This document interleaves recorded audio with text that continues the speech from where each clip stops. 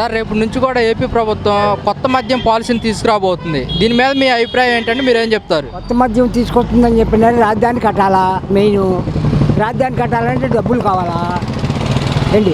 మరి డబ్బులు కావాల్సినప్పుడు ఇవన్నీ పెంచాలి కదా, మద్యం తీసుకురావాలి కదా, కొత్త మద్యం ఏంటి అందరూ తాగాలి కదా, పాడైపోవాలి కదా, అంతే కదా. మరి అందరూ కొత్త మద్యం అంటే మరి మామూలు మద్యం కాదు ఏంటి, కరోనా కన్నా పెద్ద మద్యం ఇది. అందుకని అందరూ అదే కావాలంటున్నారు. వాళ్ళు కావాలన్నారు, వీళ్ళు ఇస్తున్నారు, కానీ మనం ఏం చేయలేము. అది తక్కువ రేటుకి ఇస్తే ప్రజల ఆరోగ్యానికి మరి హానికరం కదా. పోతే పోనీ, ప్రజలుగా పోయేది, మనం కాదు కదా. ఇప్పుడు నాయకులు కాదు కదా పోయేది, ప్రజలు పోతారు. నష్టమైన ప్రజలు పోతే కొత్త వాళ్ళు పుడతారు. అవును కదా, కొత్త వాళ్ళు పుడుతూ ఉంటారు, పోతూ ఉంటారు. అట్లాగే అతి త్వరలోనే రాష్ట్రంలో మద్యం రేట్లు తగ్గిస్తాం, మంచి ముందు ఇస్తారని నిర్ణయం తీసుకోవడం జరిగింది. ఒక మంచి విషయం తీసుకున్నారు, మంచి నిర్ణయం తీసుకున్నారు చంద్రబాబు గారు. మంచి మందు అయితే ఎవరికి ఇవ్వరు, అంతా కల్తీ మందే ఇచ్చేది. చెప్పడానికి ఒక పై మాట చెబుతారు, అంత మించి ఏముండదు. కానీ మందు అనేది ఆపడానికి అసాధ్యం, ఎందుకంటే అది లేని వాళ్ళ బిజినెస్ జరగదు కాబట్టి. రేట్లు కూడా తగ్గిస్తామని చెప్తున్నారు కదా, మందు తాగే వాళ్ళకి ఇది ఒక మంచి విషయమా? ఆ రేట్లు తగ్గియడం వల్ల ఇంకా ప్రపంచం ఇంకా నాశనం అయిపోద్ది, తొందరగా ఇంకా నాశనం అయిపోద్ది. ఎందుకంటే తక్కువ రేటుకి వస్తుంది కాబట్టి ప్రతి ఒక్క స్టూడెంట్ ఇంకా ఎక్కువ వెళ్తారు. బీరు దాటం కంటే మందు ఆట బెటర్ తక్కువ రేటు అని.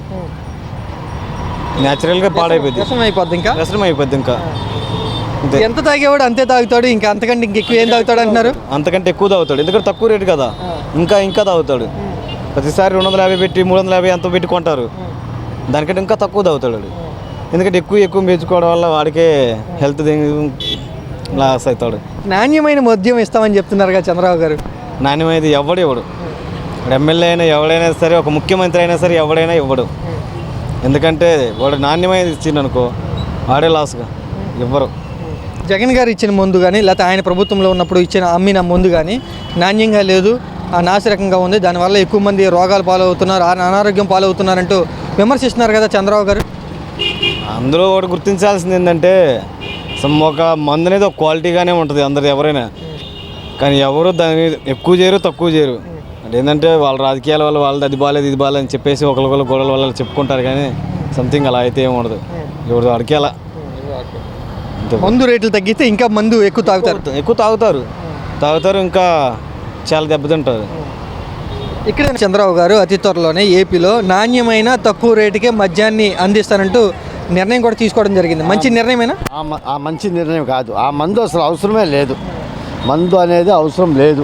ఎందుకంటే మందు ఉండటం వల్ల ఏమైందంటే ప్రజలకి చాలా నష్టం అయింది. ఇప్పటికే చాలామంది రోడ్డు మీదకి వచ్చిస్తున్నారు, చాలామంది అడుక్కుని కూడా తింటున్నారు, చాలామంది వ్యభిచారాలు చేసుకుని కూడా తింటున్నారు. ఇది మాత్రం అక్షరాల నిజం.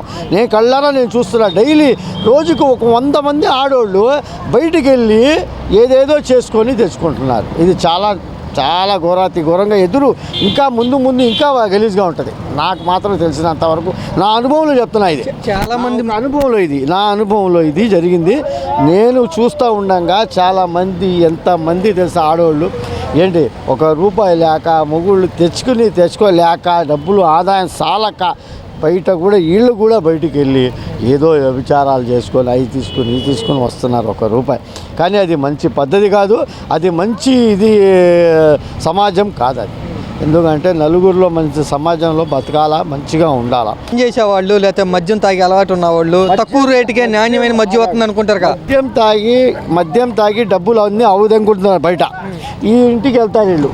ఇంటికి వెళ్ళినప్పుడు ఆడ మనిషి ఏం చేసిద్ది, డబ్బులు వేయని అడిగిద్ది. డబ్బులు ఎక్కడ తాగి వెళ్తే డబ్బులు ఎక్కడ ఉంటాయి? ఇంకా కనీసం ఇంటికి ఖర్చుకైనా ఇవ్వాలిగా, 300 ఇవ్వాలిగా. 300 లేని ₹200 ఇస్తే ఆమె ఏం వండిద్ది? ఆమె అన్నం వండిద్దా, కూర వండిద్దా? ఏమొస్తుంది? ₹64 బియ్యం, ₹70 మంచి బియ్యం తింటే ₹100 సంసారం గడవదా? నాకు కరెక్ట్గా చెప్పాలి అది ఆన్సర్. గడవద్దు. ఎందుకంటే ఇది మాట నిజం.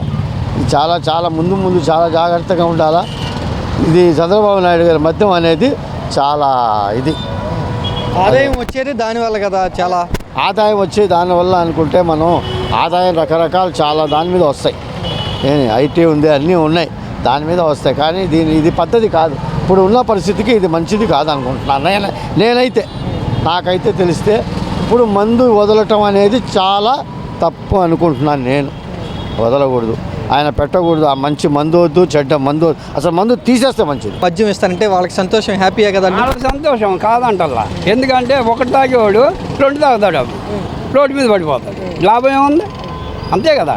ఇప్పుడు 100 రూపాయలకి నువ్వు 50కి ఒకటి ఇస్తున్నావు, 100 రూపాయలకి ఇప్పుడు దాకా 100 అన్నారు. 100 తీసుకెళ్ళి 2 కాళ్ళు తాగుతాడు, రోడ్డు మీద పడిపోతాడు, ఇంటికి వెళ్ళాడు. ఆడు భార్య పిల్లలు ఏమవుతారు అక్కడ? అసలు ఇది తీసేస్తేనే పోద్దండి. చేస్తల్లా అసలు ఏ ప్రభుత్వం కూడా చేస్తల్లా. రోడ్లు పడిపో ఇప్పుడు జగన్ ఏమన్నారు, జగన్ వచ్చిన తర్వాత పెంచేశారు అన్నారు తాగేవాళ్ళు. ఎందుకు పెంచాడు? మీరు మానేస్తారని పెంచాడు. కానీ 300 400 అయినా మీరు తాగేస్తున్నారు. అప్పు చేసో వడ్డీలు తెచ్చుకొని తాగేస్తున్నారు.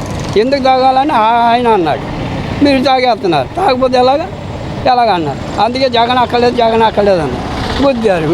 ఇప్పుడు గుద్దేముంది, ఈ మధ్య దాకా తీసేస్తాను అన్నాడు. ఇప్పుడు రేపు పొద్దున 50 చేస్తాడు, నువ్వు 2 కాళ్ళు తాగుతావు.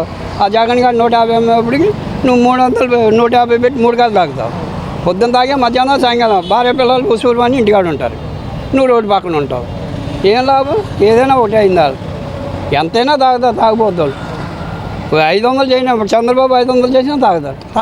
రేట్లు అలాగే ఉంచాలంట, తగ్గిస్తే మంచిదంట. తగ్గించాలండి. మళ్ళా లేబర్ ఏం చేస్తారు? మందు రేట్లు ఇంకా పెంచిన వాళ్ళే తాగుతారు. వీళ్ళు మందు తాగేవాళ్ళు గ్యారెంటీ. అది కేవలం దానికోసమే వాళ్ళు ఓట్లు చంద్రబాబు వేసిన తగ్గించానంటేనే. గారు అతి త్వరలోనే నాణ్యమైన తక్కువ రేటుకి మద్యం ఇవ్వాలి అంటూ నిర్ణయం తీసుకున్నారు. ఒక మంచి నిర్ణయం ఏమంటారు ఇది? ఒక రకంగా మంచి నిర్ణయమే. ఎందుకంటే గత ప్రభుత్వంలో మనం చూసాము ఎట్లాగా లిక్కర్ మాఫియా జరిగింది అంతా. అసలు తాగుబోతులు అంటే వాళ్ళని త్వరగా మనం ఎప్పుడు మార్చలేము. ఓకేనా? సో కంప్లీట్గా మద్యం ఆపేసిన ప్రభుత్వానికి డబ్బులు మొత్తం రావు. ఇప్పుడు మనకు తెలిసిందే, చాలా వరకు ప్రభుత్వానికి డబ్బులు అందుతుంది మద్యం మీదే. కనీసం ఎలాగో మద్యం మొత్తం ఆపడం చాలా కష్టం. అట్లీస్ట్ వాళ్ళకి ఇచ్చేదన్నా కొంచెం మంచి ఇస్తే మంచి. మద్యం అంటేనే మంచిది కాదు, దాంట్లోనే కల్తీ చేసి వాళ్ళని అనారోగ్యం పాలు చేస్తున్నారు. At least we should be giving. అంటే ఇప్పుడు అన్ని స్టేట్స్లో అన్ని మంచి బ్రాండ్సే ఉన్నాయి. బట్ మన ఏపీలో చూసారా అన్ని క్రికెట్ బెట్టింగ్, IPL బ్రాండ్లు అన్ని డిఫరెంట్గా వచ్చి ప్రజల ఆరోగ్యాలు పాడు చేస్తున్నారు. సో అట్లీస్ట్ కల్తీ మందులన్నీ ఆపేసి నార్మల్ బ్రాండ్స్ ఇస్తే బాగుంటుంది. గత ప్రభుత్వ హయాంలో ఇచ్చినటువంటి మద్యం కానీ బ్రాండ్లు కానీ వ్యతిరేకత వచ్చిందా జనాల్లో? వాటి వల్ల ఆ వ్యతిరేకత వల్లే కదా మనం ఓట్లో అంత డిఫరెన్స్ చూసాము. మందుబాబులే ఓడించారా జగన్ని? మందుబాబులు ఓడించలేదు అనట్లేదు.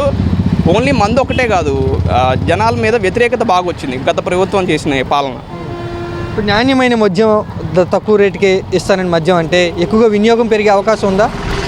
వినియోగం పెరిగేదంటే అది డిపెండ్స్. ఎందుకంటే మందు తాగే వాళ్ళు అది మంచిదా కాదా అని వాళ్ళకి తెలియదు. ఎందుకంటే వాళ్ళు దానికి అడిక్ట్ అయిపోతారు. అట్లీస్ట్ ఇప్పుడున్న ప్రభుత్వం ఏం చేస్తున్నారంటే ఆ కల్తీ మందు కాకుండా మంచి మందు సప్లై చేయాలని అనుకుంటున్నారు అంతే. మంచి మందు అంటే అది మందు ఏది మంచిది కాదు, అట్లీస్ట్ గుడ్ బ్రాండ్స్. మంచి నిర్ణయం అయితే మంచి నిర్ణయం. ముందు ప్రభుత్వానికి పెట్టుబడులు లేవు, ఇప్పుడు మొత్తం కొలాప్స్ అయిపోయింది.